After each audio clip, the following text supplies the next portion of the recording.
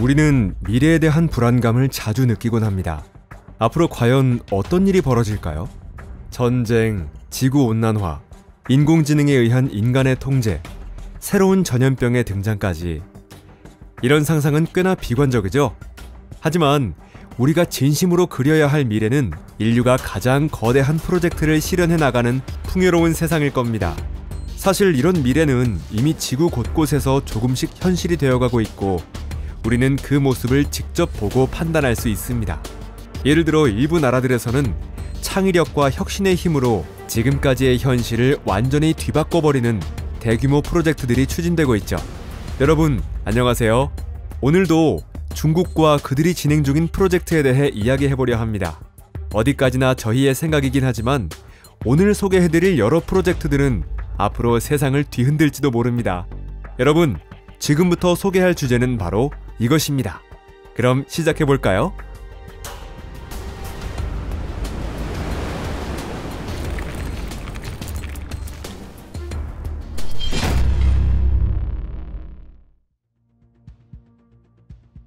청두 신세기 환구 중심. 2013년 중국 남서부 청두 외곽에 지구상에서 단일 건물로는 최대 규모를 자랑하는 신세기 환구 중심이 모습을 드러냈습니다. 세계 최대의 쇼핑, 엔터테인먼트, 스포츠 복합시설로 불리는 이 건물의 전체 바닥 면적은 무려 170만 제곱킬로미터에 달합니다.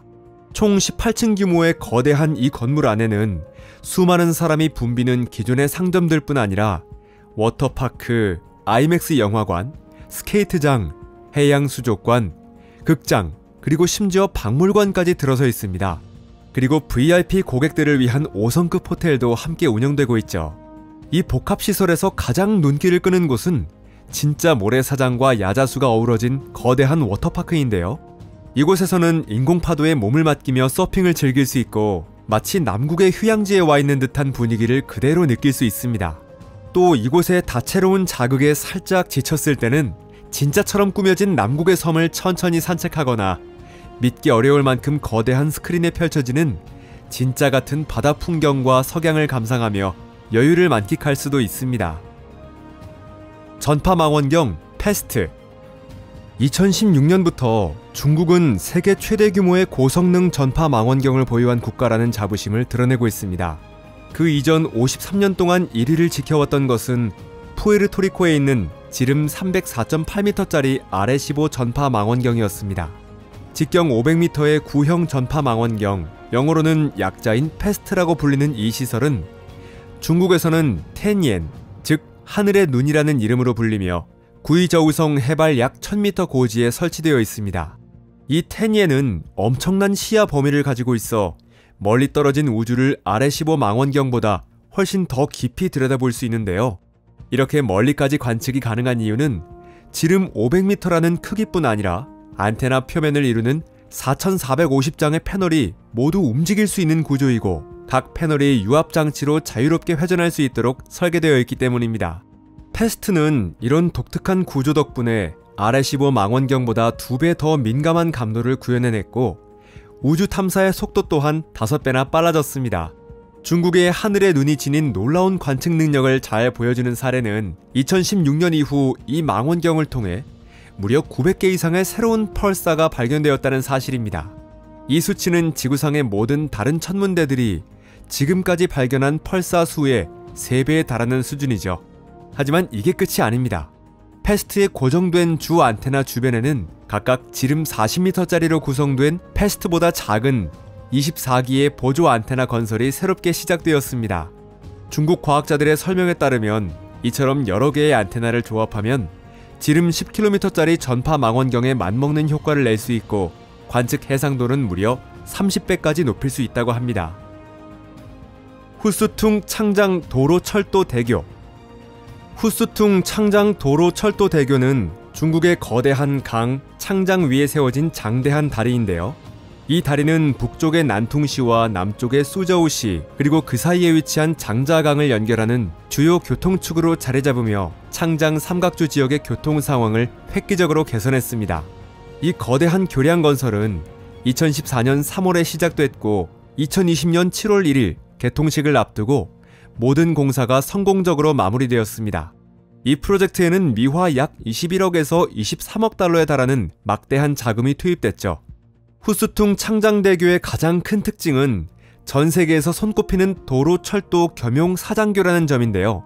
케이블로 지탱되는 메인 스팬의 길이는 무려 1092m에 달하며 개통 당시에는 이 사장교가 같은 유형의 다리 중에서 세계 최장 기록을 세우기도 했습니다. 다리에는 높이 330m에 이르는 거대한 주탑이 우뚝 솟아 있어 그 위용을 한층 더 강조해주죠. 반면 다리 아래쪽에는 62m의 충분한 공간이 확보되어 있어 거대한 외항 선박들도 자유롭게 오갈 수 있습니다. 다리의 전체 길이는 접근 도로까지 포함하면 11km를 훌쩍 넘습니다.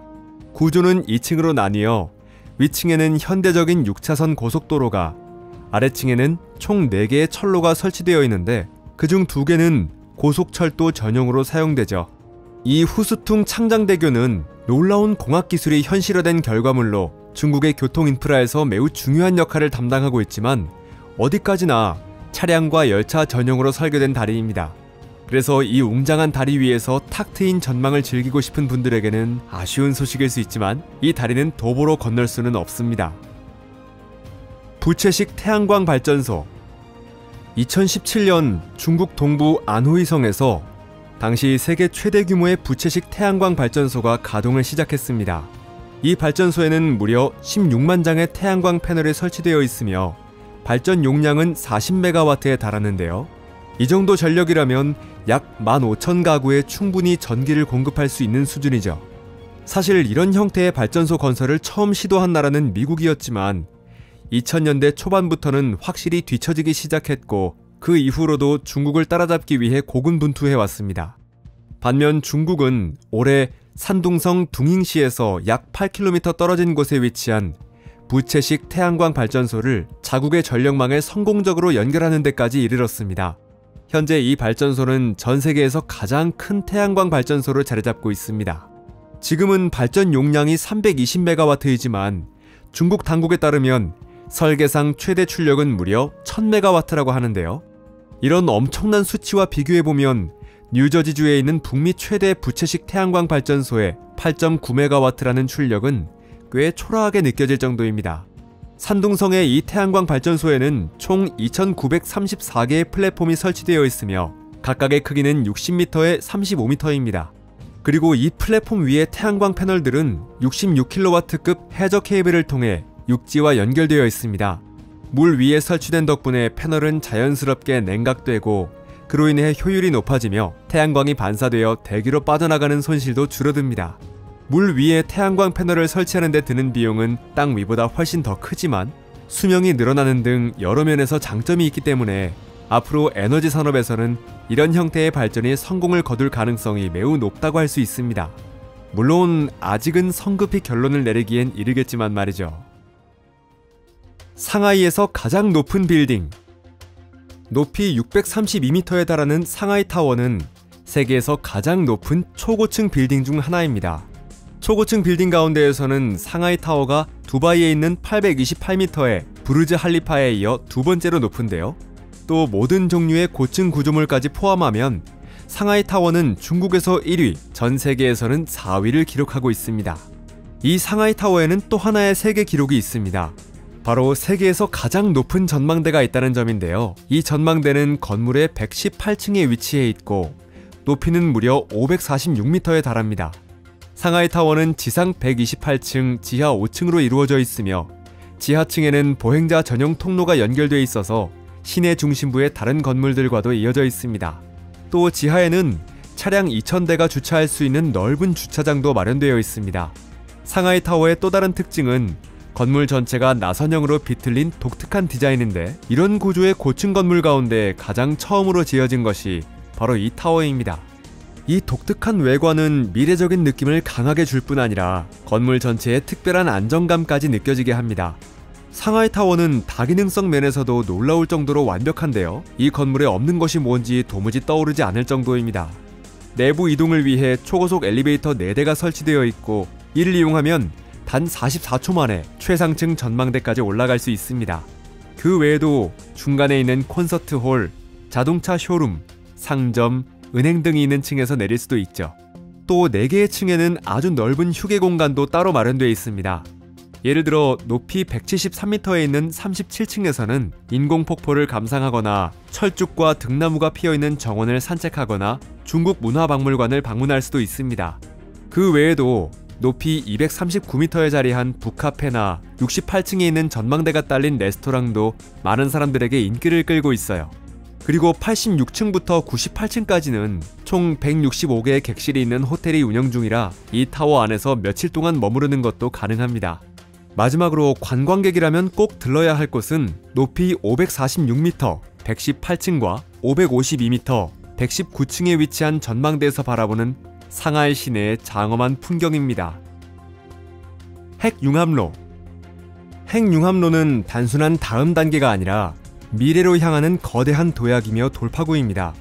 1930년대 이후로 태양이 다른 항성과 마찬가지로 핵융합을 통해 에너지를 만들어낸다는 사실은 과학계의 상식이 되었습니다. 원자 핵이 융합하면서 막대한 에너지를 방출하기 위해서는 섭씨 약 1500만 도라는 극한의 온도가 필요한데 그건 별의 중심부에서만 가능하죠. 만약 지구상에서도 이런 조건을 만들어내고 사실상 무한한 에너지를 얻을 수 있다면 얼마나 멋진 일일까요? 과학자들은 이론적으로 그 방법을 알고 있었지만 실제로 핵융합로를 건설하려는 시도는 2010년에 들어서야 본격적으로 시작됐습니다. 바로 그해 프랑스 남부에서는 국제 열핵융합 실험로인 ITER의 건설이 시작된 것이죠.